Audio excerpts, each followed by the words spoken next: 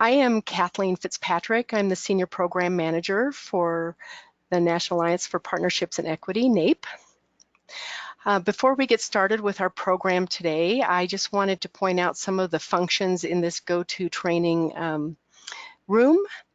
We will be using the chat function for you to give your comments and ask any questions for our presenters, so please locate that chat box in your control panel. Also, you'll see a materials section in your control panel. These are handouts that the presenters will be referencing during our meeting today. Also, you'll see a link to our evaluation after we're done today. We'd appreciate your feedback on the session. To give you a little overview of the IMSTEM network, we are a network of STEM educators and leaders across 6 states: Colorado, Idaho, New Mexico, Nevada, Utah, and Wyoming. We're working to support STEM equity at key transition points from middle school to high school and high school to college. We work together to support academic pathways and workforce development programs that encourage increased participation of underrepresented populations. So women, members of racial and ethnic groups, persons with disabilities, and persons with low socioeconomic status, and close that achievement gaps in grades 7 through 16. The National Alliance for Partnerships and Equity, NAEP, serves as the backbone for this network. Our goal is to create a network where STEM equity can be discussed, programming shared, and best practices scaled. Our network is using a collective impact model where we develop a common agenda, work on shared metrics, agree upon mutually reinforced activities, and provide for continuous communication with a backbone support. As I mentioned earlier, NAEP provides that backbone support for the network, and our steering committee members and work groups work collectively on a common agenda.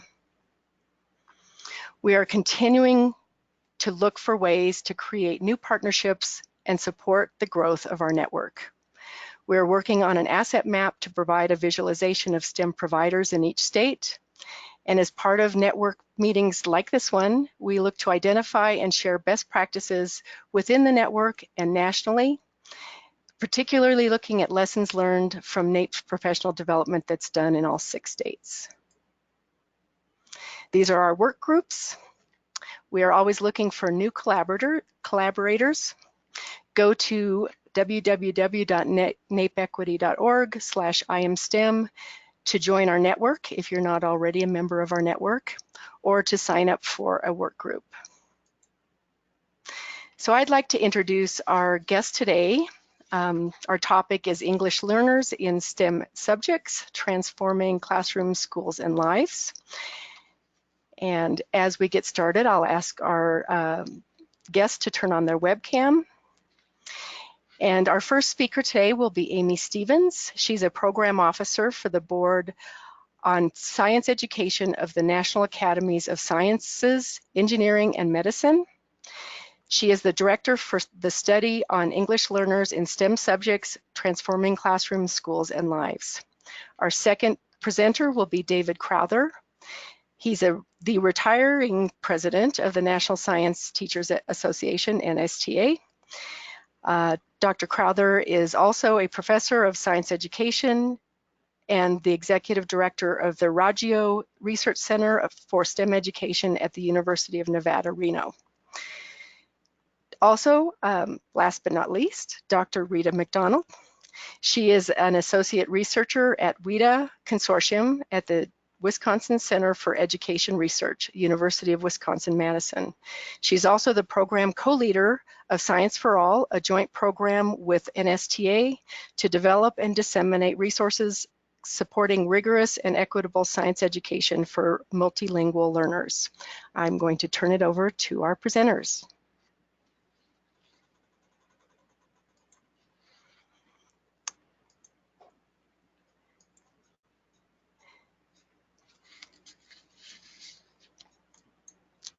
Okay.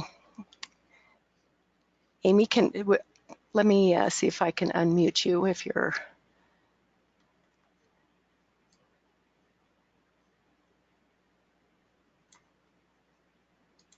There we go. Thank you. It kept saying that I was muted and I couldn't unmute myself. So Yes. thank you, Kathleen, for unmuting me and for introducing me. I actually get this unique privilege of getting to introduce a report that was written by the National Academies that David and Rita are going to expand on many of the ideas that are presented throughout the report. This report is what's a consensus study. So we bring a group of experts together to really evaluate the state of evidence on a particular topic. In this case, we were charged with trying to really dig into issues of English learners in pre-K through 12th grade to look for some of the promising approaches for how to actually engage English learners in STEM learning opportunities, what teachers need, what the role of different kinds of assessments, what are the policies and practices that are in place that might facilitate better learning opportunities in STEM. We also really examined the role of families and communities as unlike many other reports, this group really felt like it was an important part of the conversation and the ecosystem that the students, English learner students, are sort of embedded within. Next slide. And so the group that we had for this particular study had about 15 members that ranged the different kinds of research in STEM, so those who are focused on science education, mathematics education, engineering, as well as those researchers who are more from the linguistic perspective. We had members of the committee who were teachers in the classroom or were particularly involved with implementation of particular standards, whether or not it was Common Core or the next generation science standards, who could really speak to sort of what was happening at the ground level. So it cut across the entire system so that we could really speak to what was happening across the report. Next slide. And so what happens to be a really sort of beautiful outcome is that this is one of the first reports, I'm going to skip ahead for just a second, that really integrated language and STEM with a STEM subject learning, meaning that instead of having a chapter on mathematics or a chapter on science or a chapter on engineering, the committee thought really hard first by saying, okay, who are the students that are in the classroom? What are their needs? But more importantly, what capacities are they bringing and competencies are they bringing to the table, and how can we ensure that we're leveraging those particular assets as part of the learning process, so that then allowed them to say, okay, this is what the students are bringing. Now let's think about what each of the different disciplines are bringing to the table that would help support English learners learning language while they're also learning content. And so through this, that meant that the committee really had to appreciate the contemporary views of language and each of the STEM subjects and how children learn. And you're gonna hear much more about this from David and Rita in a little bit. An important part of this is really considering the relationship between the language instructor and the content instructor, and that there really needs to be a partnership between these individuals rather than trying to have everything siloed. And in particular, this report really tried to maintain an asset-oriented view of English learners to really appreciate the experiences and what those experiences mean in the classroom, and how all children can actually, and teachers, can learn from the experiences that English learners have had. So next slide. We struggled a lot with thinking about how to actually talk about our English learner population. In many cases, we sort of describe them as being a homogenous population, which they are not, and I'll get into that in just another second. So for simplicity, and our charge was to look at English learners, and in the K through 12 system, we went with the federal definition of English learners for simplicity's sake, and There's lots of different ways that we could describe them, but the simplest way was that they were students enrolled in school whose native English was not, or whose native language was not English, sorry, and that their proficiency could deny them access to achieve in English-only classrooms. The English learner population is growing. It's one of the fastest growing populations in the US right now. And so it's a really urgent issue that we attend to this particular population. Next slide. And so as I mentioned, when we're talking about English learners, there's a lot of heterogeneity in terms of what we see in the literature. In terms of how these students are actually identified. It ranges from the old federal definition of limited English proficient students, which as you can hear right there, already sort of positions them as being deficient and really has a non-accent oriented view, to English learners, which is what we use, but there's also other terms like language minority, dual language, emergent bilinguals, and multilingual learners, all of which have different meanings and connotations associated with them. We also struggled a lot with thinking about how to be inclusive when we're talking about particular subpopulations of English learners, whether or not we're talking about Hispanic, Latino, Latinx, and what that means for how included those particular populations would feel in a report that would sort of stigmatize them or not. And so we really just went with what the research said, but acknowledged that there's a lot of variability. And the most important point when we're talking about the consideration of how heterogeneous this population is not only the different languages that they speak, so whether that is Haitian Creole or Spanish or Russian, but the proficiency to which they speak that language, as well as English and the experiences they may have had in their home country. All of these were important points that we were considering when we were thinking about this particular population. So we're going to do a quick poll. So if we go to the next slide. The question I have for everyone is a true or false. The majority of ELs in the country are US born. So if you just want to put T or F in the chat window, just to get a gauge of what people think.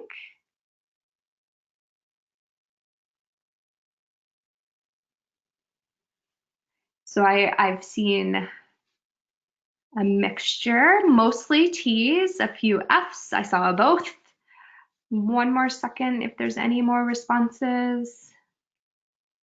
All right, and so next.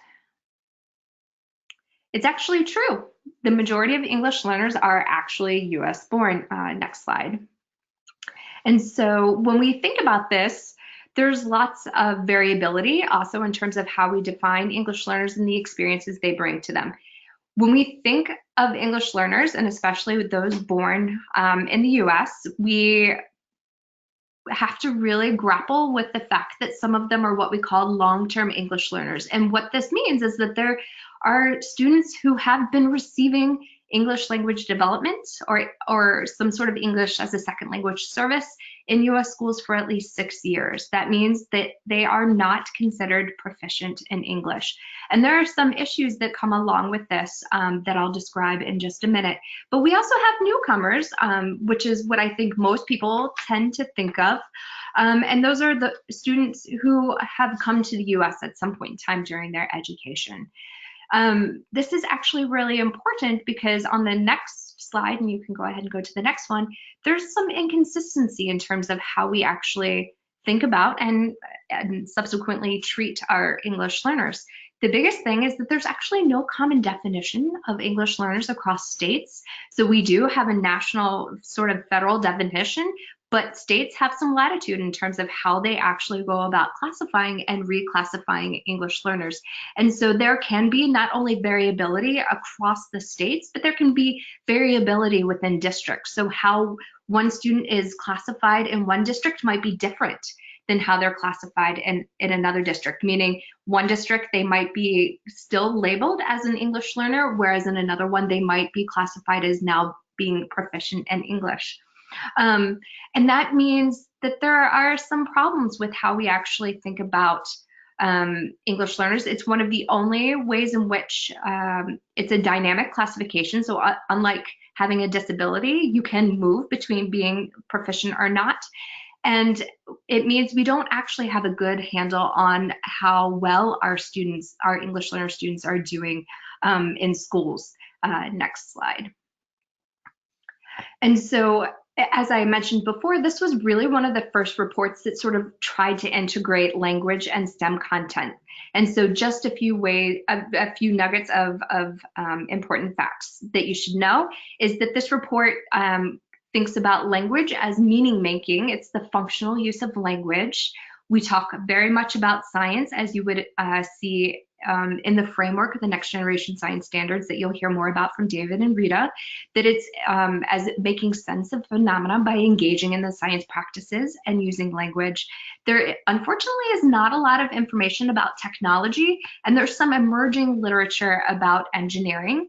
But there's not a lot, especially with respect to English learners. And importantly, with mathematics, which we actually know quite a bit about, we focused on mathematical proficiency practices and discourse. Next slide. As we were looking at English learners, what we found was that unfortunately they had a lot of barriers to access for STEM learning. What that means is that either they were excluded from many STEM classes, or they did not get, they were not included in classroom discussions. So next. That also means that they got poor advising on which classes to take and were likely placed in remedial courses. Next. And so what I'm hoping you're going to actually hear a lot more about pretty soon is that there's some misconceptions. The biggest one being is that vocabulary must be a precursor to being engaged in one of the STEM content areas. That is, we must front load language. But instead, language is a product. Next. And what we mean here when we're saying vocabulary is disciplinary language, that's not true. Language is more than vocabulary. We need to think about the way language is used throughout the disciplinary practice and during content learning. Next. And that importantly, we need to think about the functional use of language and instead of thinking about language objectives and content objectives. And I know Rita will talk about that more. Next slide. And importantly, we need to think about the classroom culture.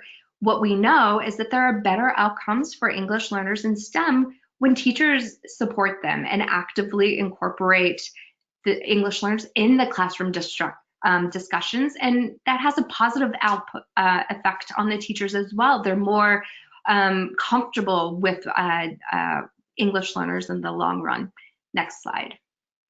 And so the report focuses on some promising instructional strategies. We call them promising instructional strategies because there is still a lot of research that needs to be done, but from the research we have so far, we know that these have shown that they're shown to be beneficial. So that's including or engaging students in the disciplinary practices, engaging them in productive discourse and interactions with others, utilizing and encouraging students to use multiple registers and multiple modalities. And I don't have time to go into that. If you're more interested in some of those ideas, Chapter 3 and Chapter 4 of the report really unpack what we mean about registers and modalities in terms of leveraging multiple meaning making resources. So it's not just about what the students are saying, but how they gesture, how they draw, anything else that they can use from their home lives that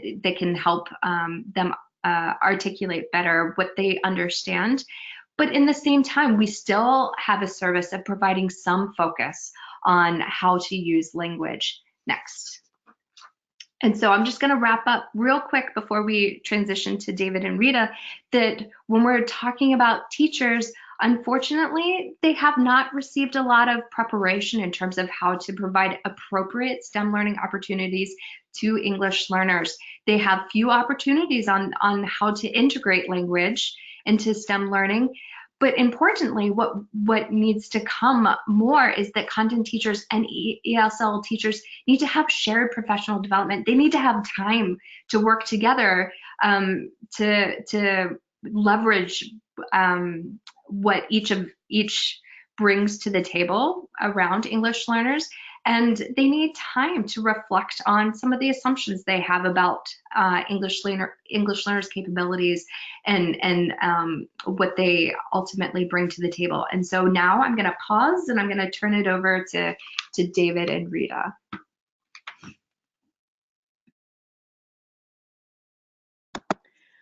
Hello, everyone. David and I are really pleased to be with you. And I want to take a moment to wrap back to Amy's comment about the importance of being together. David and I work across our professional disciplines. I come from applied linguistics.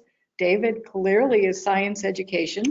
And our two organizations are coming together just as we have come together, because we know that no single discipline has the answer, has the pathway forward, but when we come together, we imagine and we create new ways of doing things. And so we're going to be sharing with you some of our work today and directions that we have found productive, drawing on some research. I want to take a moment to say that as we talk about these promising instructional strategies that Amy has mentioned, that you can find many more of these on the website that's on the screen in front of you right now. And I know that that's also going to be entered into the chat box, so you don't have to scribble it. But there's a lot of very good, promising directions that we co-create when we put ourselves in the situation of wanting to move the needle on this opportunity gap in STEM. Next slide, please. And going again back to Amy's point about reimagining approaches, we want to put out for you some new ways of thinking about some things. And here are the areas that we're going to cover. We're going to talk about the fact that science is about much more than facts. Equity is about much more than language. And language, as Amy said, is not vocabulary. So David, will you tell us about some science things? You bet. Next slide. So like we said, it's not just a fluke that Rita and I are together here in Madison, but our organizations are indeed working together to help solve these problems, build strategies, and help all students in the classroom. So as I start this particular section, I always say, and I always have to include my grandchildren into the presentations that I do, but very quickly, these children are at a playground that has, I mean, quite literally millions of dollars worth of playground equipment. But yet, what are they doing? They're looking at nature, they're looking at bugs, and so I always say that children are born into the world with this natural wonder for the natural world around them. But yet, school has systematically removed that curiosity. And I think at the heart of this report, and one of the key pieces of our job is to bring that natural curiosity and wonder back to the students that are in our classrooms, whether they're youngsters in pre-kindergarten or kindergarten, or whether they're high school students that need to be brought back into the awe and wonder of the science that we teach. Next slide. So as part of my job, I am the retiring president of the National Science Teachers Association, and I wanted to bring this up just importantly that as the mission for this organization of 50,000+ teachers across the United States is to promote excellence and innovation in science teaching and learning for all. Mm-hmm. And when we mean all, we do mean all students, not just those students who have been traditionally privileged or those that are going to be successful at learning science anyway, but we truly mean giving an equal opportunity to all students so that all students have the opportunity to learn and succeed in science. Next slide. And this is just a continuation of that this is not something that's new. It's a partnership that we've had with WIDA and the TESOL organization since the early 2000s, developing research, position statements, and a research strategy as we've moved forward. So there's just a timeline there. Next slide. I put this slide in to kind of document that progression of over 20 years of we've been learning how to teach science. And what we've learned incrementally is that as we're teaching science, in order to really engage ELs, we need to use strategies that actually build language. And so what this report is really a culmination and yet another starting place for some research that's already taken place that I think has been pretty great. And so the idea here is not to go out and buy all these books, but to realize that this is built on a pretty solid research platform, building inquiry science and leveraging language as we go, bringing the disciplines together. Next slide. So as a little bit of a test, if you will, I have two scenarios here. Scenario A, as you look at these, I want you to think about, well, which classroom environment would look best for teaching and learning of science? Scenario A, or next slide, scenario B. And I don't know if you've really thought about that, but maybe in the comments section you can write, well, which do you think would be best learning for students or teachers? And in some of these pictures, like in scenario A, it's very clear to see where the student is, where the teacher is, maybe even that classroom setting of rows and lines of students there. And in scenario B, there's even times where it's really hard to tell the classroom teacher from the students in some of those settings. So if you would, in comments, very quickly vote A or B. And if we would advance to the next slide, I think that's actually the voting slide. All right, and so I'm seeing lots of people writing probably what we would expect you to write would be probably B. Now I have to admit a little bit of a mistake that I made, and that is that it was a trick question. So most people answered B, but the real answer is both. And if we go to the next slide, so current research in K-12 science classroom does reveal that these earlier debates or dichotomies of direct instruction and inquiry are simplistic and even mistaken, because it takes both sides of the paradigm to really get children to understand science and teach it in an appropriate way. And I believe that that's what the goal of the whole new standards movement has been doing as well. So I always say that teachers need more than one tool in their teaching toolboxes. Next slide. So with that, I always like to put in this little continuum, and this is a helpful reminder of where both science instruction and language instruction has roots based in a behaviorist type of a methodology. But yet over the last 20, 30 years, we've realized that there are other models that engage students, and we have moved more to a constructivist understanding that students actually bring a wealth of information with them to the classroom, that they have these ideas and experiences that are vast. And so it's important for us to understand that these standard movement, although we want instruction to move more to the inquiry side, there are some times we're going to have to use some more didactic approaches to help us understand what that is. However, 95% of instruction still takes place in more of that didactic and behaviorist type of an idea. So even the next generation science standards, the Common Core, is pushing for a balance of inquiry with more inquiry and less direct instruction. Next slide. So you might be asking, well, what does some of that look like? And so when you're in the inquiry side of that particular diagram there, this article, I think, really kind of does a nice job of representing, so if I'm doing a laboratory experience or a classroom learning experience in science, who provides the question, who provides the procedures, and who provides the solution, if you will. If you're doing that and you're providing all that for students, that may provide some important scaffolding for all students, but the goal is to not stay there. The goal is to remove some of those scaffolds to eventually get to, hey, here's a question or a phenomena. How are we going to figure this out, and how are we going to build claims around that? And I think that when we're talking about language learners, it's important that we don't start at a guided or open inquiry level, because there is a need to have some kind of an idea about how do I actually do inquiry. But then I think a common mistake that a lot of teachers make is they stay in a very structured level of inquiry because they don't think that their students can do more of a guided or open-ended inquiry, which they are completely capable of doing. Next slide. And just to bring this point home, and I've borrowed this graphic, and it's pretty commonly used out there, but if we're not teaching in more of an inquiry format where students are actively involved in the learning, then we're using more of those didactic teaching platforms. So if we just lecture, kids are only going to remember about 10% of that. We only remember about 10% when we come out of a good lecture. On a good day. Yeah, but when we're really actively involved, we can get that recall, that up to the 70 to even 90% as we involve different modalities of learning and engage the learners. And next slide.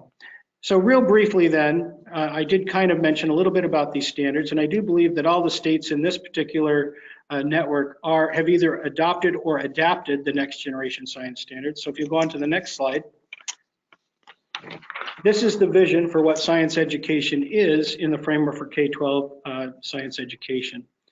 And I'd like you to take just a quick second to look through that, because there's a couple things in there that I think are really important for us to look at when we look at this particular vision.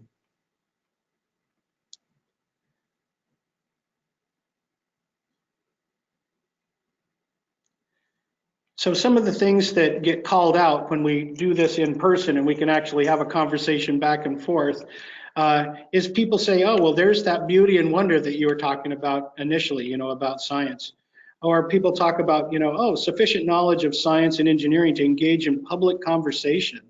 Or more importantly, we're now a generation of instant access of scientific knowledge. So how do we become careful consumers of that knowledge? How do we help our students understand what is good scientific knowledge versus maybe more pseudoscientific types of knowledge? And that's really important in conversations like evolutionary sciences and climate change and different things like that. And finally, I think it's really important that students learn that they can learn science no matter where they are, inside of school in formal settings or outside of school in informal settings. And we realize that not every student will go on to college, but every student should be prepared with enough scientific knowledge to be able to participate as in careers that lead to that, whether they go to college or not, but as citizens as well. And so that's really important. Next slide. So these particular standards have 3 parts. So lots of my colleagues in science education are really familiar with the content, but in these new iteration of standards, content is now equally important to the practices and to the cross-cutting concepts. And the practices mean how we go about doing science, and the cross-cutting concepts are how the science connects to other science and how that relates to the real world. And so putting these 3 on equal footing is a really was a big shift in the way that we actually teach science. If you go to the next slide, you'll see that every one of our standards, but you'll read them now as performance expectations, has these 3 dimensions: the content, the practices, and the cross-cutting concepts. And so that's just a really important idea that as we've shifted the learning of science, there's some other things that are shifting as well. And if you go on to the next slide, you'll see that even Common Core, whether you're a Common Core state or not, but the ideas of what we were trying to do there and what the framework was trying to do is to realize that in math and science and even English language arts, the practices and the content areas share an important language piece. And so how do we actually get access to the kind of scientific reasoning that students have? Well, we have to use language in order to figure that out. So with that, I'm going to pass the baton to my language colleague here.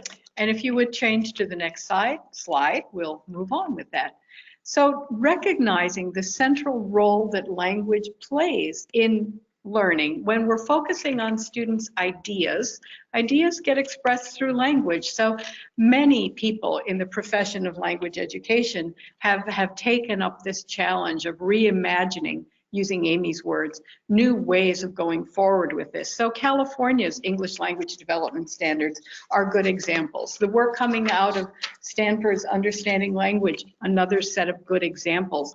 And here at WIDA, and all of you, if you're in one of the 6 states, you're in a WIDA state, So at WIDA, we cover 40 states in the country, plus all the Bureau of Indian Education Schools, Department of Defense.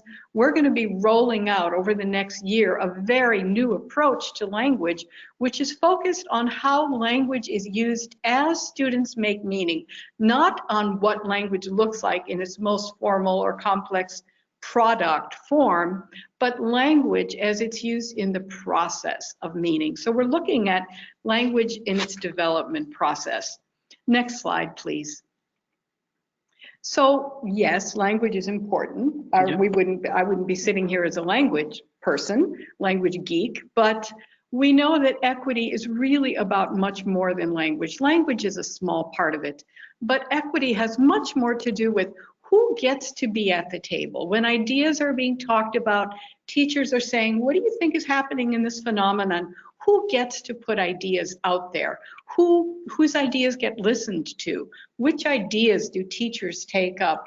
Because it's really critical, because if we don't open that door wide enough to include all the learners in our classroom, there are kids sitting there who will feel like, you know, there's no place for me here. No one cares about my ideas. No one's got time to listen to me. And if we don't bring those students in at the onset of their science learning, then they're going to be downstream, and their families are going to be downstream of decisions made by other people. And that's just not a road that's going to be productive for any of us. So we're very concerned about equity.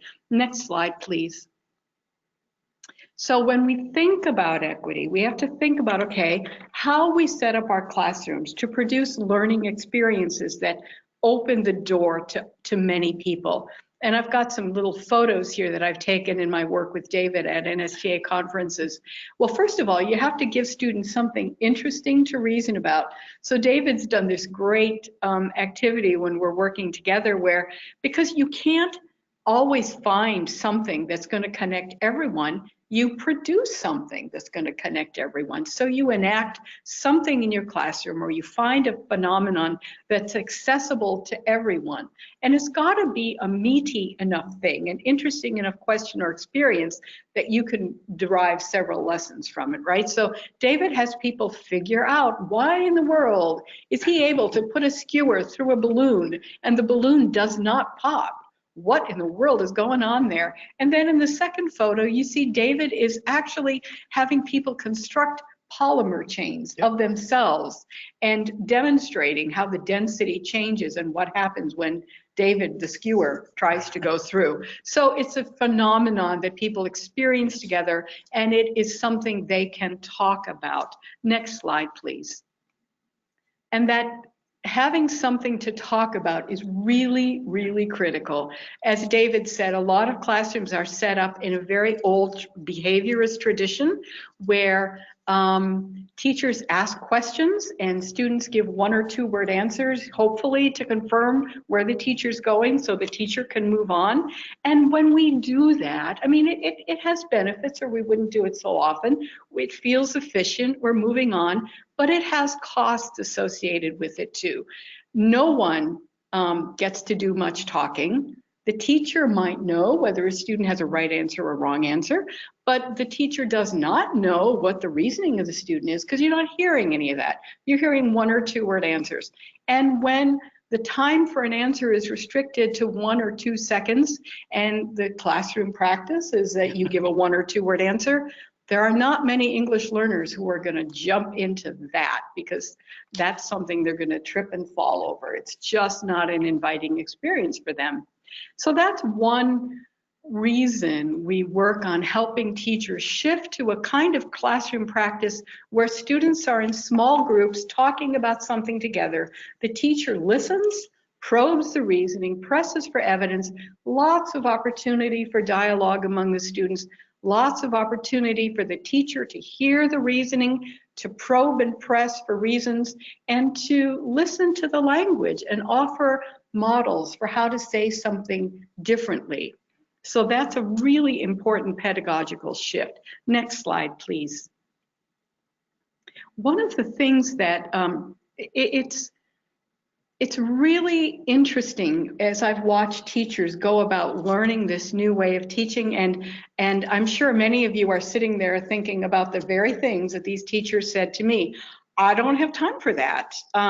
Or if I don't keep the pace going and I don't keep it moving, I'm going to have a lot of behavior problems. This is especially in the lower grades. Teachers worry about behavior problems. And we found out the exact opposite. Teachers, when they adopted these practices, ended up saying, you know what, it actually moves more quickly. I spend more time early on, but students learn more. They learn more deeply, and so I don't have to keep repeating things, right? I know that they understand it because I can hear them. And also, when it comes to behavior problems, teachers say, you know, kids are engaged 100% of the time. I don't have to worry about them acting out because they're all diving in to the question. And that was a surprise to teachers. It might be a little louder, but it's on task louder. talk, right? Yeah, it's louder. And kids walk out the door still talking about the thing they did, which is very cool. Those ideas take life. So that's been a wonderful thing that we've experienced in our work with teachers. Next slide, please. Oh, you know what? Stay on that slide. Can you go backward? I apologize, Kathleen. Thank you. And because many of us, including myself, I was not trained to facilitate this kind of discourse. David is nodding. He wasn't either. Nope. We developed some teacher and student discourse moves to help people learn how to move when they're standing in that new space together. So, and those are on the website, and you can see videos of teachers and students doing this and talking about it afterward. So we developed a small set of teacher discourse moves that teachers can use to uncover student ideas and get students talking about ideas together, instead of every idea having to be funneled through the teacher as the arbiter of knowledge. Instead, it becomes teacher as the facilitator of the building of knowledge. And similarly, we give, because students also need to learn how to act in this new situation, we give students discourse moves so they learn their role and the ways in which they can express ideas and clarify ideas together, which is really critical when you're talking about English learners, because it's kind of a risky thing for them. Yeah. They're not sure, is anyone going to really listen to me?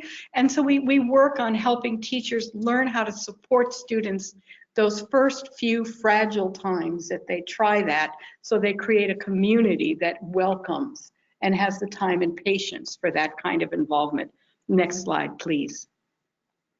Thanks, Kathleen.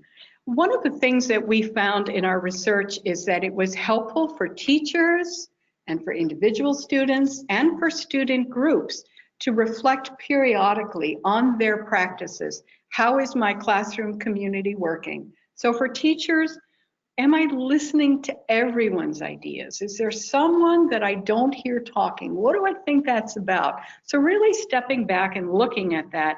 And I have to just tell you a story that I will never forget this event. And it's a day I wish I'd had a video camera with me, and I just didn't.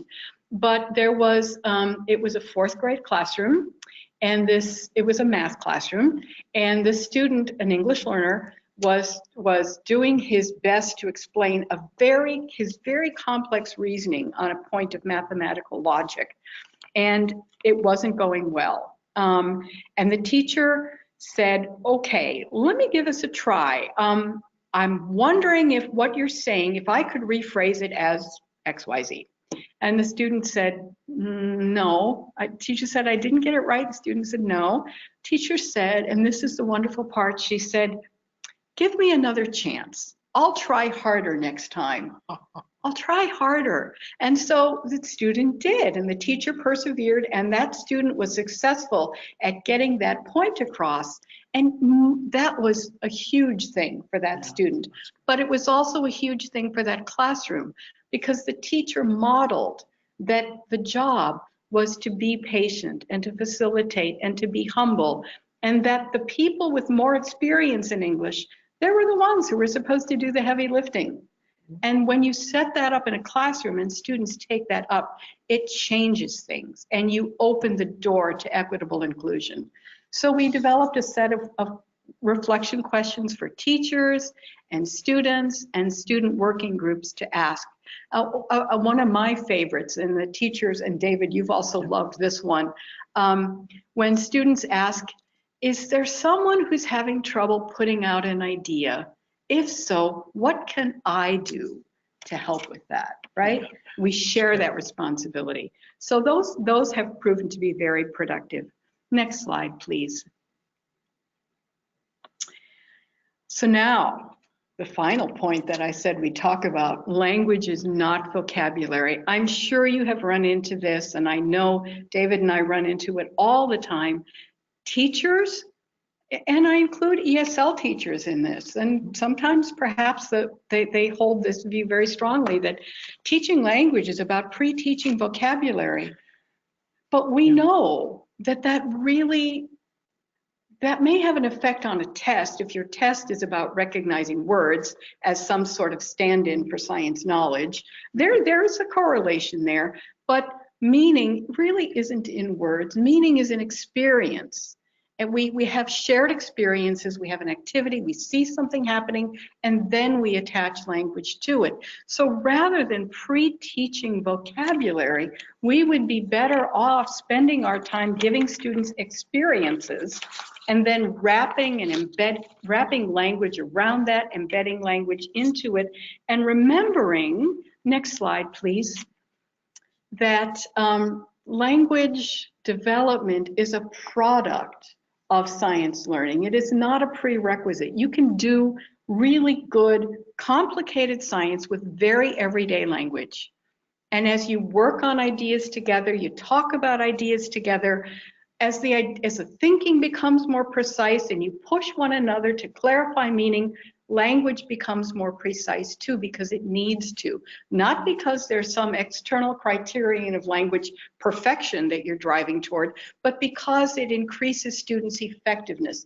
And when they care about their ideas, they care about putting their ideas out effectively. So that becomes a very natural way that language develops. And there's this other wonderful, another day I wish I'd had a video camera. We caught a little bit of it, but these students, this was a 5th grade science lesson, and one student was trying really hard to find some phrasing to express a comparison between ideas. And in his student work group, one of the more English experienced students saw his struggle, and he said, oh, you're trying to do this? And the kid said, well, I don't have my cheat sheet, I don't have my bookmark. And the more English experienced student said to him, oh, you don't need that. You can say that lots of ways. You can say this or that. And the student said, oh, okay, and went ahead and did it a different way. Students teaching language to other students. That's how it happens. And it was just, it's perfect. That's the kind of situation we want to set up so that we create situations where natural language development happens. It happens as a product of the learning instead of being an obstacle and a prerequisite. And I think that's one of the largest shifts that this report really highlights. Yes. Is that we've moved from, very traditional ideas about social and academic language into, language can just be produced through the experience, and probably better so. Yes. And I love the quote from the report that says language development and concept development occur simultaneously. Mm-hmm. That is how it works. And so I love that. And this goes back, Amy, to something you said. You said that we would talk about this idea of content and language objectives. Yeah. Now, I know that there are practices in place and there are protocols that sometimes teachers have to live with, where they have to have separate content and language objectives because someone somewhere has said that that's best practice. But I want to challenge all of us to think about that. If you have a separate language objective, that kind of presupposes that you know what language is going to be needed in that situation, which often isn't true. If you put students reasoning together, you're not sure where that reasoning is going to go, so you don't know what the language is. But the language objective might be more general, something like everyone is going to talk together about X, or everyone is going to express an opinion about X, right? And I would also suggest that we would look to the practices of science and engineering because they're very language based. It's hard to do more than half of those without using language at some level or another. Absolutely. And so most of the language objectives would actually fit nicely within the science and engineering practices. You could write combined objectives. Absolutely. Put them together. Yeah. So thank you. And we're going to pass this back to you, Amy. Next slide, please. Great. And so we're going to kick this last little part off with another poll. And because this report really focuses on the system, I have just a quick little poll for you guys about the system. So another T or F in the chat window: policies at all levels facilitate or constrain STEM teaching learning opportunities. True. I see a true so far.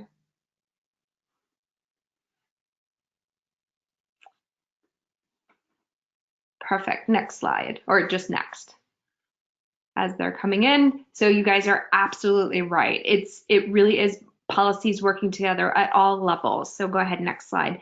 And what we found through the report was that the most successful school districts paid attention and were explicit in designing and implementing structures that integrated language and content. They attended to what ELs had access to, and not just what courses they were involved in, but the quality of the courses that they were involved in, meaning that they were actually getting rigorous content instruction, and they really were attentive to the kinds of professional development opportunities that teachers were getting. So school district leadership is actually critical in facilitating coherence. Next slide. So this is a big slide, meaning there's a lot on it, but really what this report attempted to do was to unpack what we need to think about and consider at all levels of the system, whether that's federal agencies needing to provide more learning opportunities and professional development opportunities for teachers and support for that, to what states and districts needed to do, whether that's interrogating how they're actually defining English learners and ensuring that there's consistency within the state and across districts, as well as policies throughout the whole system. Next slide. We also spend a lot of time talking about ways in which we could actually build capacity, meaning it's not just important to just consider the policies that are in place, but also, oh, those are dark. I'm sorry about that. Or they're light, where it says organizational culture, educator capability, and policy and management.